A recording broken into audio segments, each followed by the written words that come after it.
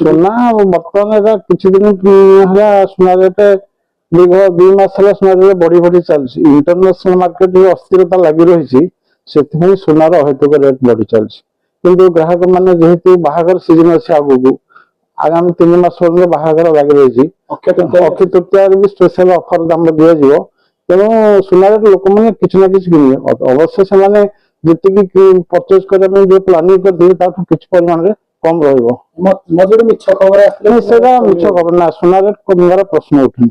ଯଦି ରହିବ ସ୍ଥିର ରହିବ, ନହେଲେ ବଢିବ। କିନ୍ତୁ ସୁନା ରେଟ୍ ଆଉ କମିକି ଯୋଉ 55,000 ଯୋଉ ମାନେ ନ୍ୟୁଜ ଦେଖଉଛି ଆପଣଙ୍କର ୟୁଟ୍ୟୁବ ରେ, ଏସବୁ ଫଲ୍ସ ନ୍ୟୁଜ। ଏଥିରେ କିଛି ସତ୍ୟତା ନାହିଁ। ଲୋକମାନେ ନିଶ୍ଚିତ ଇନଭେଷ୍ଟମେଣ୍ଟ କରିଯାଇଥିବେ। ଲୋକମାନେ ପଇସା ଅଧିକା ସୁନାରେ ଇନଭେଷ୍ଟମେଣ୍ଟ କଲେ ତାଙ୍କର ପ୍ରଫିଟ ଅଧିକ ମିଳୁଛି, ଅଳ୍ପ ଦିନ ଭିତରେ ପ୍ରଫିଟ ଅଧିକ ମିଳୁଛି।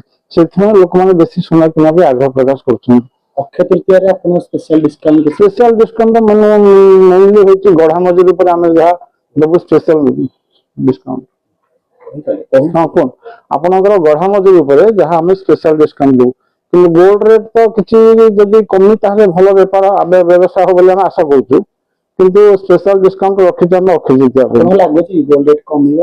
ନାଇଁ, କମିବାର ବିଶେଷ ସୂଚନା ନାହିଁ, କିନ୍ତୁ ସ୍ଥିର ରହିପାରିବ। ବିଜନେସ ତ କିଛି ହାମ୍ପରିଛି ସମସ୍ତଙ୍କର, ଛୋଟ ବଡ ସମସ୍ତଙ୍କର ବ୍ୟବସାୟ କିଛି କମିଛି, କିନ୍ତୁ ଆଗକୁ ନିଶ୍ଚିତ ରହିବ। ଆଗକୁ ଲୋକମାନେ ଭାବୁଛନ୍ତି ସୁନା ରେଟ୍ ବଢିଛି ମାନେ ଯୋଉମାନେ ସପ୍ ଖୋଲିଛନ୍ତି ତାଙ୍କ ମାନଙ୍କୁ ବହୁତ ଲାଭ। ନା ନା ନା, ସୁନା ଆମେ ଯେତିକି ଯୋଉଦିନ ସେଲ୍ କରିବୁ ଆମେ ସେଦିନ ସେତିକି ପରଚେଜ କରିବୁ। ତେଣୁ ସୁନା ବଢିଗଲେ ଯେ ସୁନା ଦୋକାନୀ ମାନଙ୍କୁ ଅଧିକ ଲାଭ ହେଇଯିବ, ସେଇଟା ଭୁଲ ଧାରଣା।